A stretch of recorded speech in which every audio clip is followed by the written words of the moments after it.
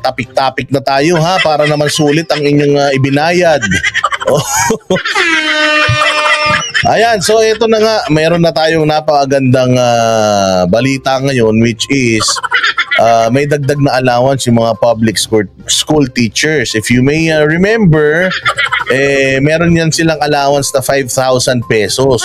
Pero dinagdagan na po ng 100%. So meron na silang 10,000 pesos na allowance. Palakpakan.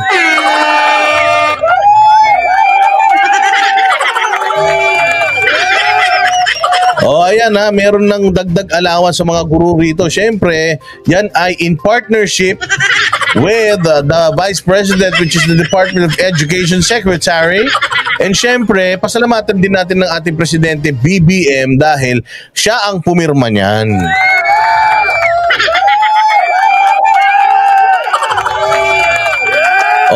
Siya pumirma niyan. Siyempre, hindi naman may sasabatas siya kung di pipirma ng Presidente yan.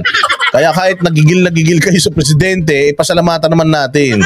Dahil medyo mababa na ang moral ng ating mga guro dito sa Pilipinas dahil hindi na tumaas ang kanilang sweldo. Siyempre, natapos na yung term ni PRD eh. Kasi ganito yan, mga bossing, inuuna lang yung mga pulis at saka mga sundalo, isusunod na sana yung mga nurse at saka yung mga teacher. Ang problema, kulang yung 6 na taon.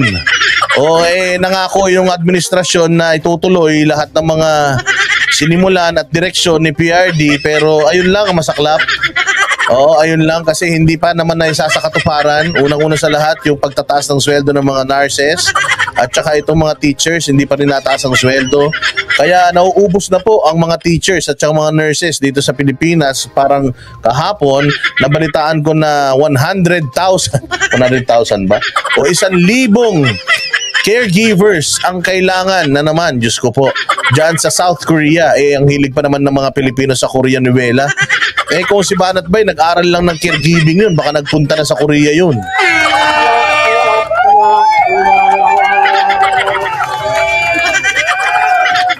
Hindi ba? Sabi nito ni Rolando, batiin mo naman ang mga bisdakeros. Binabati natin ng mga bisdakeros. Binabati natin si Bisdak Pilipinas, si Pambansang Loyal, tsaka hindi ko kilala yung dalawa, pasensya na. Okay na, Rolando? Okay na, Rolando? Okay na? Okay na yung agenda mo, na ano mo na? Ano akala? Gusto mo siguro, awahin ko si Bisdak, ano? Alam nyo kayong mga subscribers kayo ang putang ina nyo, kayo ang nagpapaulala ng problema. Sabi ko sa inyo, yung mga idol nyo. Okay na ba? Binabati natin mga kaibigan natin, Bisdakeros, si Bisdak Pilipinas, si Pambansang Loyal at saka yung dalawa pa nilang kasama, hindi ko kilala. Pero kung sino man sila, good luck sa kanila. Okay na? So ayun na nga mga bossing, ayun na. Meron tayong mga ngayon, mga nauubos ang mga teacher, nauubos ang nurses. Ngayon, uunahin na naman nilang kanain yung ating mga caregivers, Diyos ko Lord. Talagang lahat na lang inubos na ng ibang bansa. Tayo na ang pangunahing tagapagbigay sa kanila ng mga skilled workers. Diyos mio, natawa tuloy si Ma'am Sheila Q. Papampam daw si Rolando. Papampam masyado. Alam mo naman, importante. Hello kay Rodora. Dyan sa Australia. Hindi ba? Ano pa? Sino pa mga gusto yung pabate?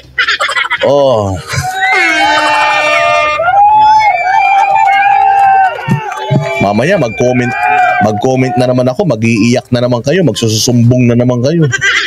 Hindi pa naman palaban yung mga idol nyo.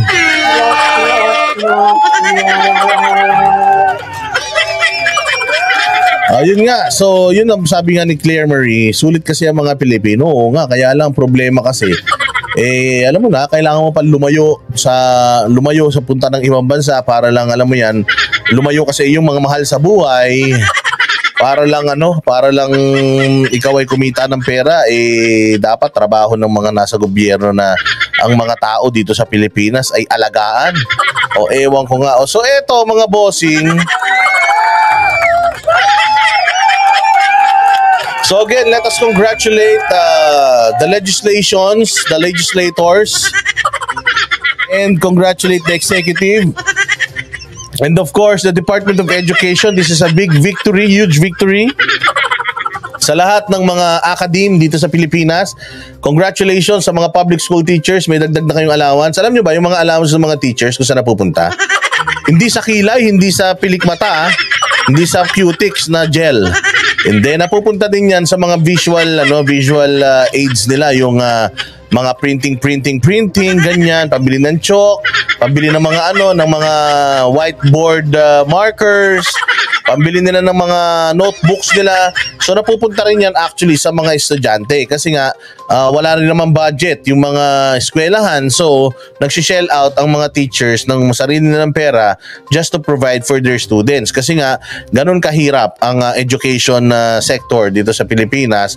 Hirap tayo sa materyales, hirap tayo sa pati sa libro, hirap din tayo sa mga classroom. So kung ang mga teachers Nobel na trabaho talaga yan. Para sa akin, ang pagiging guro, ang pagiging doktor, at ang pagiging mga alagad ng batas ay yan ang pinaka-Nobel na na trabaho para sa akin. So, importante ito. Pero aside from the allowances, sana dumating yung panahon na tumaas na yung kanilang sweldo na hindi na nila kailangang pumunta pa sa ibang bansa para magturo, lumayo sa kanilang mga mahal sa buhay para lang kumita ng pera.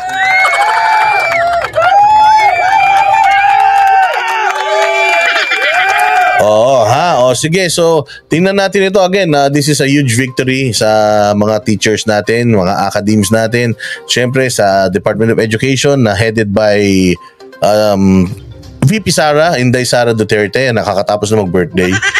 Na nagpapasalamat sa inyo sa inyong mga pagbate. At syempre, salamat na din sa Malacanang kay PBBM dahil kung hindi niya pipirmahan to mga bossing, wala na naman.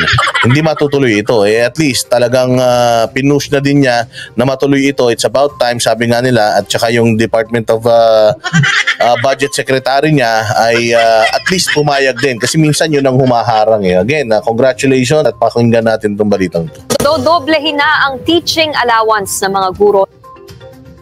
Dodoblehin na ang teaching allowance ng mga guro sa mga pampublikong paaralan. Nakatakdang pirmahan ni Pangulong Bongbong Marcos ang Kabalikat sa Pagtuturo Act. Sa ilalim niyan, magiging 10,000 pesos na ang kasalukuyang 5,000 pesos na taunang allowance ng mga guro. Kapag naging ganap ng batas, sisimula ng pagbibigay ng mas mataas na allowance sa 2025. Isinumite na ng Kongreso sa Malacanang ang aprobadong bersyon ng panukalang batas noong May 3. Ikinatuwa naman yan ng Teachers Dignity Coalition, pero panawagan nila taasan din ang sahod ng mga guro. Katulad ng sinasabi natin, napakaganda nito, pero sana taasan din yung sahod. Act Teachers Party List, asan ka? Hindi ka ba masaya rito?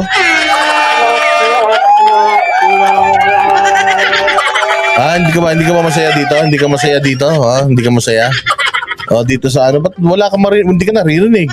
Pag tungkol sa teacher, hindi ka naririnig. Pag tungkol sa mga Duterte, ang ingay-ingay mo.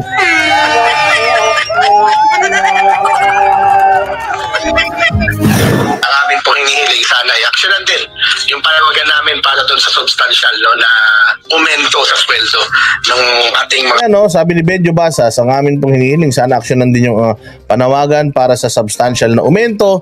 Lahat tayo nananalangin dyan. Nobody deserves it better than you. Kayo talagang mga teachers yung talagang deserving. Gusto rin naman ni PRD sana kayong unahin. Kaya lang, ang focus niya kasi talaga before is yung peace and order. So, syempre, para tumaas ang moral nung mga kapulisan at naayusin yung kanilang trabaho kasi kapag walang peace and order, walang peace and order. Magulo sa Pilipinas. So, wala tayong mga estudyante na tuturuan kapag masyadong magulo sa Pilipinas, di ba? So, pati sa mga paaralan, magulo na yan. So, at least ngayon, malinis na, medyo maayos na, bumabalik lang ulit sa dati. Pero at least, nalinis-linis na yan noong panahon ni PRD. Kasunod na sana yung inyong yung inyong sweldo Kaya lang nagkaroon naman ng pandemic kasi. Pasensya na kayo kung hindi lang nagkaroon ng pandemic, palagay ko baka nasunod kayo ni PRD sa mga talagang tinaasan ng aumento sa sahod. Kaya lang talagang sabi nga may nagkaroon tayo ng unforeseen circumstances. Talagang nagbago ang buhay ng lahat ng mga Pilipino. Actually, hindi lang Pilipino, pati sa buong mundo. Nasira ang dynamics dahil dito sa hayop na COVID na to. Pero malay mo naman, this administration, i-prioritize yan. Kasi this is one good step, itong ginawang pagtaas dyan sa inyong allowance. Pero itong nagsasalita, si National Chairperson ng Teachers Dignity Coalition. Nasaan yung ACT Teachers Party List? Bakit hindi nagsasalita at nagpapasalamat yung ACT Teachers Party List? Ba't hindi magpasalamat? Kasi si Inday Sara ang ang hepe ng Department of Education.